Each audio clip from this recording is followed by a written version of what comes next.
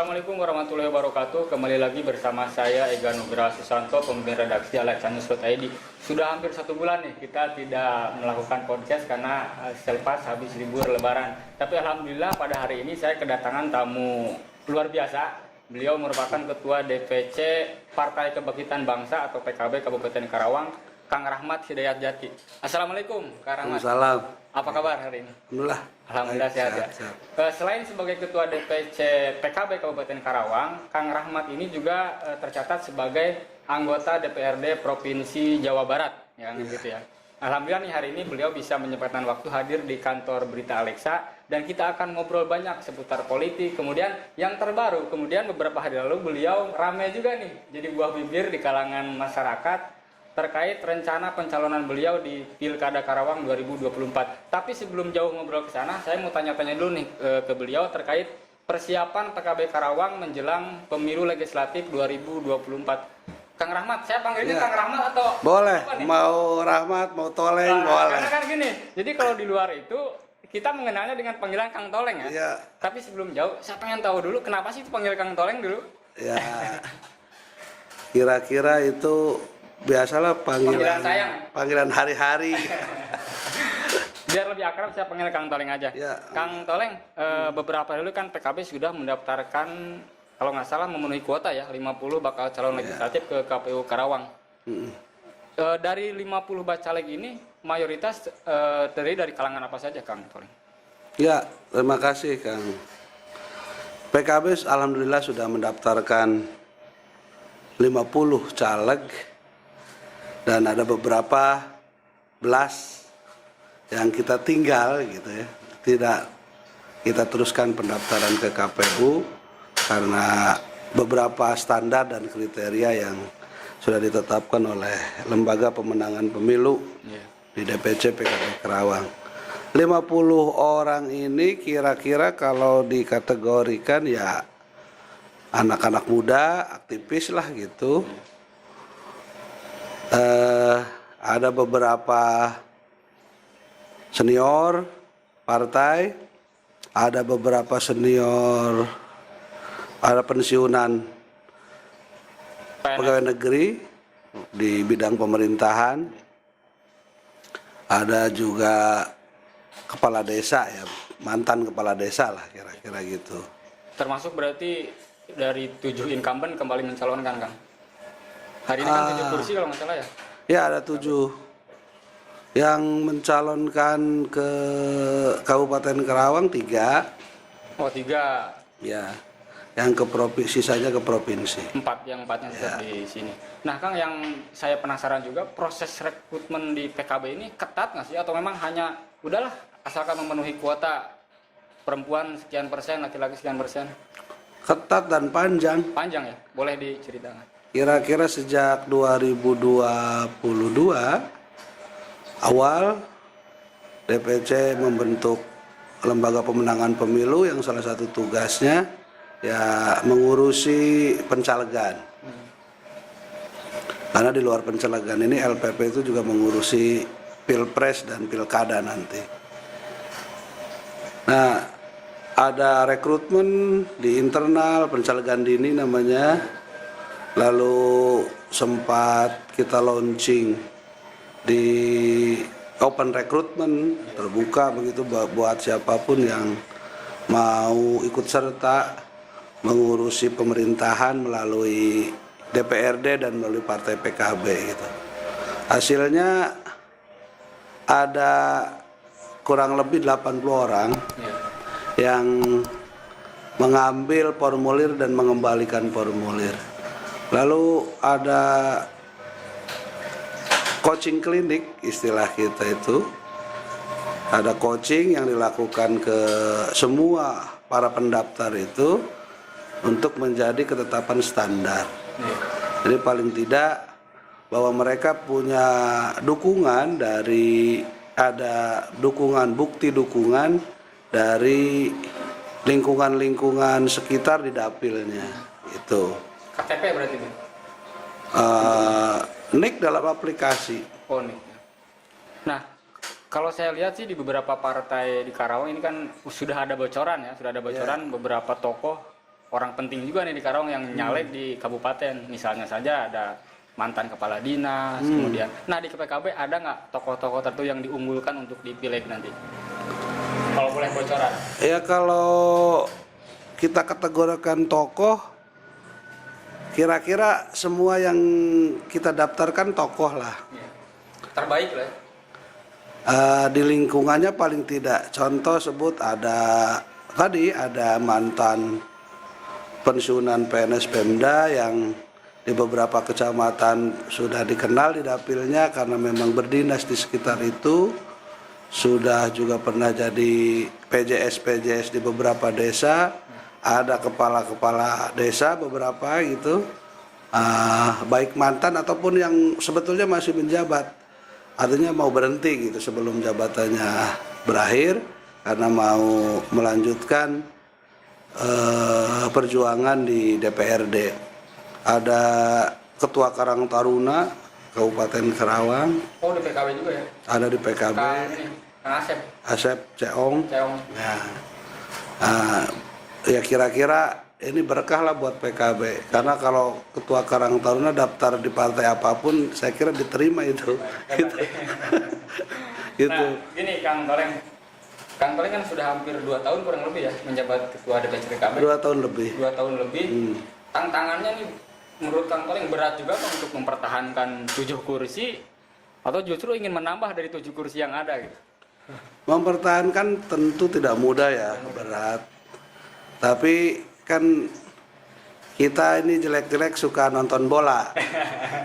Katanya pertahanan yang paling baik itu kan menyerang. Jadi kita dalam upaya mempertahankan 7 kursi itu sekaligus ingin berupaya agresi gitu untuk menambah jumlah kursi. Jadi bukan sekedar bertahan 7 tapi ingin menambah ya kira-kira 3 kali lipat lah gitu. Jadi lebih dari ini. Nah ini yang kita penasaran juga, Kang Toleng ini kan dulu prosesnya lumayan ramai juga ini, yang menjadi Ketua PKB Karawang di tahun 2 tahun ke belakang. Nah itu dulu sempat terpikirkan juga nggak jadi ketua partai sih Kang? Ada rencana nggak sih sebenarnya? Atau justru perintah pusat partai untuk memimpin PKB Karawang? Dulu di masa lalu gitu kira-kira zaman baru selesai kuliah gitu. Saya pernah membayangkan memang suatu hari saya harus ikut mengurus partai dan harus memimpin sebuah partai. Partainya partai apa waktu itu belum ada bayangan. Lalu takdirnya saya berada di PKB, saya ikut lama proses di PKB sejak 2007. Kalau dihitung sampai pemilu 2019 itu kurang lebih sebagai pengurus itu ya 12 tahun. 12 tahun. Begitu ada proses yang tadi ditanyakan Kang Ega, apa Maret 2021 ya. Muscap PKB itu ya kira-kira 2 bulan sebelumnya ya memang saya ditanya soal bagaimana pendapat saya kira-kira sebagai kader PKB yang menjabat anggota DPRD Provinsi Jawa Barat soal kepengurusan atau kepemimpinan DPC PKB Karawang saat itu. Saya hanya menjawab siap, baik ke DPW ataupun ke DPP. Ketika ditanya siapnya siap perubahan apa siap perpanjangan, saya bilang siap ikut. Saya jawabnya siap ikut. Menurut DPP perpanjangan ya saya menyesuaikan diri, menurut DPP harus perubahan ya saya siap ikut gitu. Dengan segala kontroversinya Kang waktu itu ya? Ya, 2021 ya? Kira-kira begitu tuh, Maret 2021. Bagaimana Kang Toleng menghadapi masalah waktu itu? Ya, nggak mudah juga kayaknya. Nggak mudah juga karena tidak hanya personal antara saya dengan siapa gitu, tapi juga melibatkan banyak kepengurusan partai, senior-senior partai. Tapi ya puji syukur gitu, Gusti Allah kita ya berupaya biasa saja karena sebetulnya PKB ini kan hanya berusaha untuk memodernisasi jamaah menjadi jamiyah kira-kira gitu. Jadi basisnya ya kekeluargaan, basisnya paguyuban lah gitu. Nah, kalaupun tidak secara tertulis Kang ya. Artinya kan ketika PKB ini selalu diidentikan dengan NU. Betul. Nah, bagaimana sejauh ini komunikasi Akang dengan pengurus ataupun anggota NU di Karawang? Alhamdulillah, kalau komunikasi selalu ada. Entah ya kira-kira yang disebut pengurus baik di tingkat kabupaten ataupun di kecamatan dan ranting-ranting NU itu, karena ya irisannya sangat tipis sekali kayak kue lapis gitu. Irisannya ya di situ-situ aja gitu, maka sering ketemu, nggak janjian aja bisa ketemu gitu. Dan akan ditarik juga di pemilu Kang. Karena kan suara NU ini sangat berpengaruh juga, Oh, pasti. maupun di daerah atau di pusat. Pasti yang bisa kita ajak pasti kita ajak, yang bisa kita mintai tolong pasti kita mintai tolong gitu. Nah, bagaimana cara Kang Toleng meyakinkan ke para nahdiyin bahwa PKB saya ini lurus loh gitu? Bagaimana cara meyakinkannya juga? Cara meyakinkannya kami merumuskan program-program yang akan menjadi perjuangan PKB ke depan dari dalam pemerintahan, dan dimulai sejak sekarang. Yang lagi masih menjabat juga kita sampaikan bahwa jangan lupa bahwa yang diperjuangkan itu kira-kira yang orang-orang lain, partai lain, fraksi lain kadang lupa. Contohnya madrasah gitu, guru-guru ngaji gitu, pendidikan keagamaan, dan itu sudah kita rumuskan dalam 9 program PKB. Nah, ini saya tertarik juga. Jadi saat PKB ini mendaftar ke KPU, beliau itu dalam jumpa persnya kalau tidak salah memberikan 9 program kalau tidak salah ya. 9 program. Nah, salah satunya yang paling menarik untuk dikutip oleh media itu salah satunya program 1 desa 1 miliar Kang Toleng ya. 1 miliar 1 desa. 1 miliar 1 desa. Sami Sade namanya. Sami Sade. Nah, ini seperti apa sih nanti programnya? Begini, kayak kita ini kan prihatin melihat kegiatan sosial kemasyarakatan keagamaan khususnya untuk kalangan-kalangan aktivis di level desa. Kira-kira anak-anak muda kita kalau mau pengen mengadakan Agustusan gitu, itu ngenceleng di sejak bulan Juli. Ini coba lihat, pasti akhir bulan Juni menjelang Juli ini di desa-desa itu pasti ada kenceleng Agustusan. Kadang-kadang juga ya miris, kadang-kadang maaf juga caranya kayak maksa gitu. Padahal ini kan harusnya tidak begitu.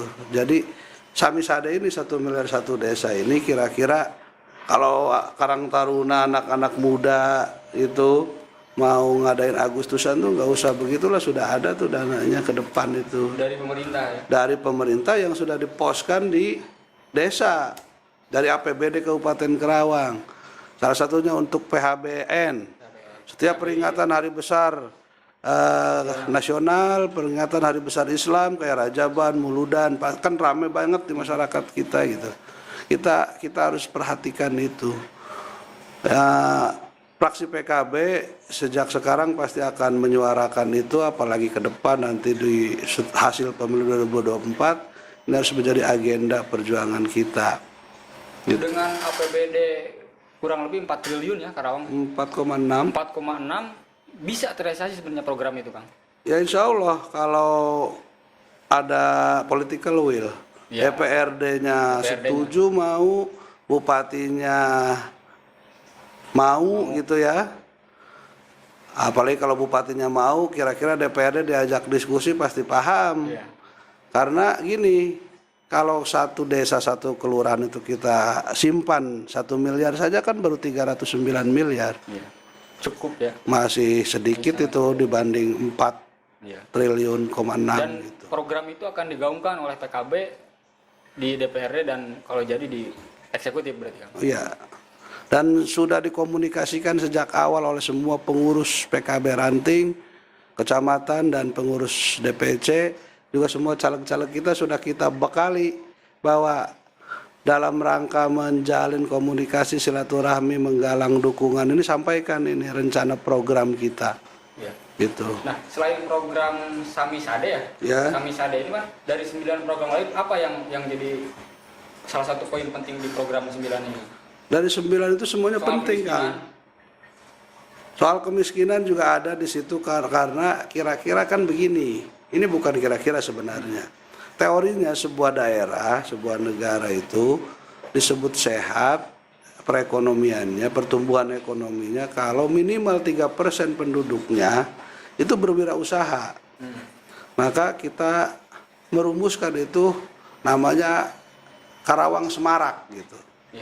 90.000 wirausaha rakyat yang sudah ada sekarang ini, tapi kira-kira harus diintervensi oleh pemerintah, harus didorong. Kalau PKB semakin kuat praksinya, kira-kira bisa bersuara lebih tegas, lebih keras, lebih mantap gitu untuk mendorong program ini. Apalagi kalau masyarakat Karawang percaya, ya program ini juga harus dikawal, harus dieksekusi oleh bupati dari PKB, kira-kira kan begitu. 90.000 wirausaha baru ini harus diafirmasi, harus diintervensi oleh pemerintah, tidak boleh lepas tangan pemerintah dalam mendorong pertumbuhan ekonomi ini. Kira-kira menumbuhkan wirausaha rakyat ini harus didorong, ada yang dikasih hibah modal, hibah peralatan gitu, dan hibah kemampuan teknologinya. Ada yang dikasih dana bergulir begitu untuk kelompok di desa-desa itu. Ya dia pinjam tapi tanpa bunga, bergulir, setelah kelompoknya berdaya bisa dipindah ke kelompok lain. Ada juga yang harus difasilitasi ke perbankan permodalannya, tapi Pemda menjamin pinjamannya, bahwa bank juga tidak akan rugi memberikan permodalan kepada yang direkomendasi ini. Bayarnya biasa sistem perbankan gitu, sehingga dan dimudahkan, karena kadang-kadang anak-anak muda kita, pengusaha-pengusaha baru yang mau belajar usaha itu kan tidak punya agunan. Nah, ini masalahnya, Pemda jangan pemerintah daerah tidak boleh seolah-olah tidak tahu. Ini masalah yang harus pemerintah hadir, memberikan jaminan kepada perbankan, terutama Himbara, himpunan bank-bank milik negara itu, dengan bunga yang rendah, dengan agunan yang cukup ijazah. Atau kalau ijazahnya nggak mau, ya kalau sudah menikah, kira-kira buku nikah lah yang menjadi agunannya gitu. Berarti program itu memang sejauh ini khususnya di Karawang kan ya? Belum ada sama sekali? Belum ada. Dan PKB berjanji akan melaksanakan program itu? Ya, kita berniat untuk serius menggawangi dan mengawali program Semarak ini. Nah, sebelum ke pertanyaan lain seputar persiapan beliau di pemilu kada nih, ada satu pertanyaan lagi, Kang Toleng, terkait strategi PKB untuk memperluas basis suara, terutama di kalangan anak muda, Kang. Bagaimana sih cara menarik anak muda supaya tertarik ikut di PKB dan memilih PKB di ya. Alhamdulillah sudah 2 tahun lebih ini, sebetulnya persiapannya sejak 3 tahun yang lalu sebelum Pilkada 2020 kita sudah, ya, DPC PKB Karawang sudah berusaha keras untuk menempatkan, merekrut, mendidik anak-anak muda, terutama anak-anak muda di Kabupaten Karawang ini untuk sadar politik. Nah, ini. Untuk sadar politik, untuk paham hak dan kewajiban sebagai warga negara. Dan salah satunya, walaupun tidak mesti semua, itu harus ada yang mau jadi pengurus partai itu, ya, terutama PKB lah gitu. Jadi alhamdulillah 3 tahun terakhir ini insya Allah tidak ada satu jengkal tanah pun di Kabupaten Karawang ini, tidak ada satu teritori terkecil pun, unitnya umpamanya kita sebut RT atau dusun lah gitu ya, di Karawang ini yang tidak ada pengurus PKB. Insya Allah sudah ada di teritori terkecil masing-masing. Nah, yang menarik nih dari PKB, saya mengenal baik sekretaris Akang tuh. Oh iya, Kang iya, Riki iya, ya. Luar biasa, masih muda loh. Ya. Dan kalau di organisasi mungkin junior saya, tapi beliau bisa menjabat sekretaris DPC PKB Karawang ya. Ya, ya. Luar biasa itu. Pengurus partai termuda bisa jadi itu. Ya, mungkin iya termuda kalau di Karawang ya. Di Karawang. Ya. Junior kan berarti di organisasi kan dulu Iya, di PMI kalau nggak salah ya. di PMII Karawang dia. Iya. Dan dia sudah terlibat sejak jauh, terlibat ikut mengurusi PKB di Karawang ini, walaupun belum jadi pengurus dulu gitu ya, sejak paling nggak 2016. Dan itu mungkin 17. salah satu strategi Kang Toleng untuk merekrut anak muda tertarik di politik kan ya. Ya, salah satunya kan harus ada simbolnya Simbolnya kan. gitu. Nah, ini yang nggak kalah menarik soal Kang Toleng. Jadi beberapa hari lalu ini ramai nih di WA Group ya seputar polling. Hasil dari pollingkita.com kalau nggak salah Kang Amir ya. Itu suara terbanyak dari polling dari sekian banyak bakal calon yang ditampilkan di polling tersebut itu nama Kang Toleng yang paling banyak. Nah, banyak publik kaget juga ini Kang Toleng bisa banyak juga suaranya di pilkada. Memang benar akan sudah mendeklarasikan diri untuk maju di pilkada Karawang 2024. Bismillah sekaligus dalam kesempatan ini saya mohon didoakan dan nanti pada waktunya ya dibantu didukung gitu kepada semua yang kira-kira menyaksikan ini lewat kantor berita Alexa karena kira-kira ini kebutuhan kalau soal keinginan atau keberanian itu kira-kira naudzubillah sebetulnya saya jauh dari berani gitu. Tapi kira-kira refleksinya ini ada kebutuhan paling nggak menurut PKB ya nggak tahu kalau soal dipercaya apa nggak dipercaya kan masyarakat kan nanti gitu. Tapi PKB merasa ada kebutuhan yang harus disodorkan, yang harus disajikan, yang harus didiskusikan, yang harus menjadi pertimbangan kita semua sebagai warga masyarakat Karawang bahwa Karawang harus diurus, harus dipimpin secara tidak biasa-biasa saja gitu, harus luar biasa, harus ekstra dan harus lebih baik. Gitu. Nah, kalau ngomong soal Karawang, saya penasaran juga bertanya, bagaimana sih pandangan Akang Karawang hari ini, Kang? Baik dari sektor ekonomi dan lain-lain, apakah sudah baik atau justru buruk? Menurut pandangan Kang Toleng seperti apa Karawang hari ini? Karawang hari ini sudah baik, sudah jauh lebih baik. Jauh lebih baik justru ya? Sudah baik sebetulnya ketimbang zaman saya mau sekolah aliyah aja mau sekolah SMA saya harus jauh. Harus pakai sepeda dan jalanan kalau hujan sepeda nggak bisa dilalui. Kalau sepedanya saya panggul saya nangis karena lebih berat sepeda ketimbang badan saya kan gitu. Gitu dah. Infrastruktur sudah baik, alhamdulillah gitu. Kalau masih ada kurang-kurang ya itulah tugas kita yang masih hidup kan, gitu. Ekonomi juga lumayan baik sebenarnya gitu, walaupun masih ada berita kemiskinan ekstrim segala macam gitu ya. Tapi ini tapinya nih. Secara umum sudah baik lah, sudah baik. Walaupun kita kehilangan di mana kebersihan. Sampah di mana-mana kalau kita lihat sekarang ini. Luar biasa, eceng gondok di mana-mana di jalanan banyak numpuk sampah gitu. Prihatin. Apalagi kalau di pembuangan sampah yang Cikampek itu. Ya, itu kira-kira sudah baik secara umum Karawang sudah baik gitu. Tapi ya harusnya bisa lebih baik lagi gitu. Kalau semua kita menyadari bahwa kita punya potensi, daerah ini punya potensi, punya sejarah panjang, punya sumber daya alam yang kaya, punya sumber daya manusia yang banyak gitu. Orang pintar banyak di Karawang ini sebenarnya. Cuman seperti belum dilibatkan dalam pembangunan gitu. Sehingga ada banyak urusan yang mestinya menjadi prioritas tapi tidak terlihat mungkin ya.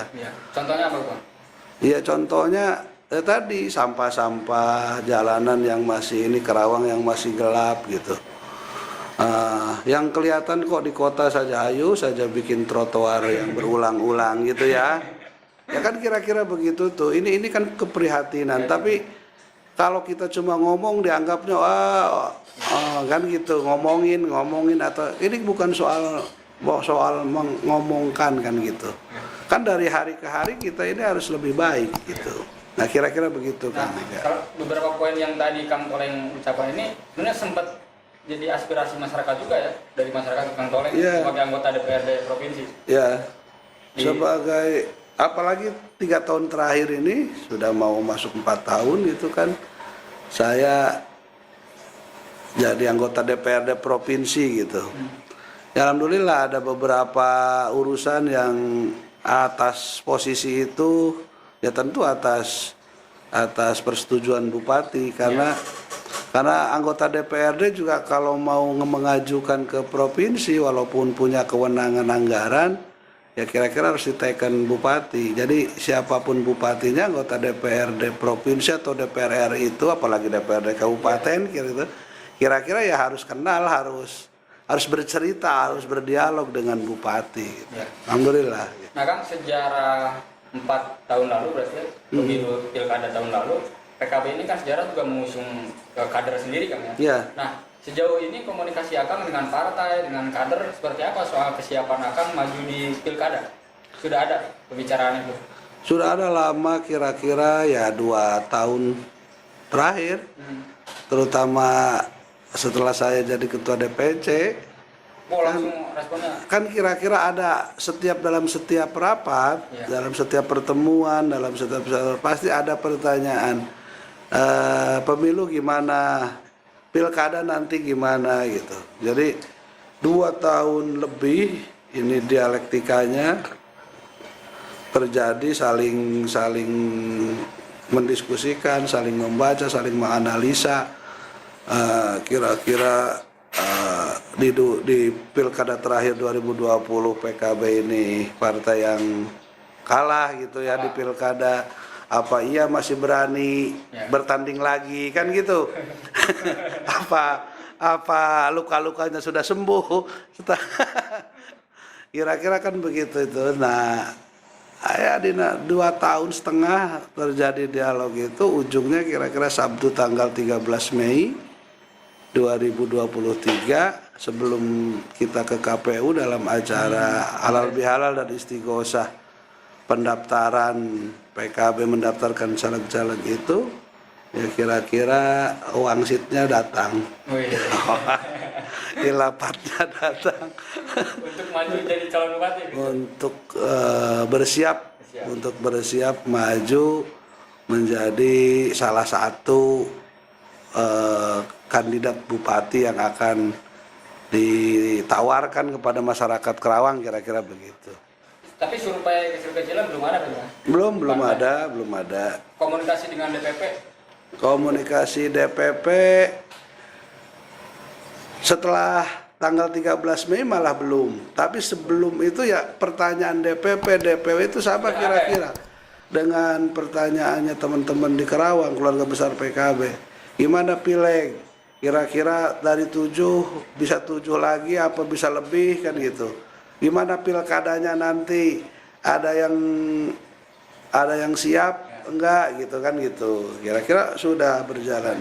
Ya kalaupun belum secara resmi dideklarasikan Kang ya, dan resmi oleh partai akan sebagai bakal calon dari PKB, ada kemungkinan nggak Kang ketika ada bakal calon lain, tokoh lain yang ingin maju dari PKB masih terbuka nggak? Iya masih terbuka lah kira-kira kalau mau jadi wakil saya. Iya. Masih terbuka kalau mau jadi calon wakil ya? Iya kan calon bupatinya saya. Iya gitu. Nah kan sebelum ke pertanyaan terakhir, saya ingin juga akan menjelaskan ke masyarakat khususnya ke penonton setia sahabat-sahabat Alexa News, apa sih yang ingin akan rubah ketika nanti akan maju atau jadi sebagai calon Bupati Karawang 2024? Begini, yang pertama saya namain tadi kalau ya walaupun belum secara luas gitu masih di internal, tanggal 13 Mei Sabtu tanggal 13 Mei 2023 itu ya bisa disebut respon saya akan kesiapan itu. Dan itu dihadiri oleh 600 orang kader PKB.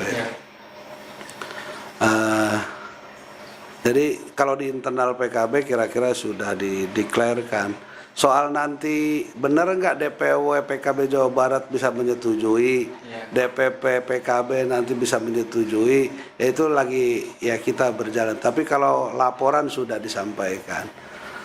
Nah, buat PKB karena saya tidak bisa sendiri nih. Jadi apa yang saya kan gimana partai itu walaupun di DPC sebagai ketua, tapi kan ada pengurus lain, ada DPW, ada DPP yang menjadi pimpinan kita, sehingga kira-kira sekali dayung melangkah gitu. Antara pemilu legislatif dengan pilkada ini tidak bisa dipisah menurut kajian PKB.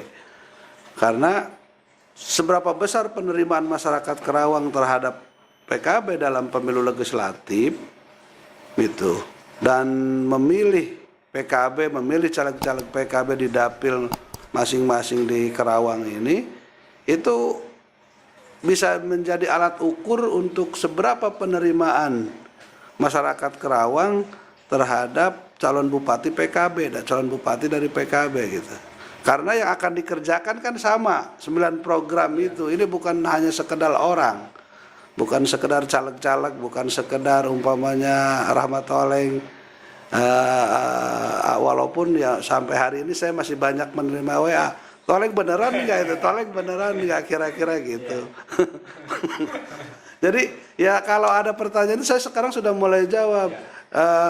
Insya Allah bismillah mohon didoakan gitu agar saya kuat menjalani proses ini dan PKB-nya bisa lebih luas diterima, didukung oleh masyarakat dalam pemilu legislatif.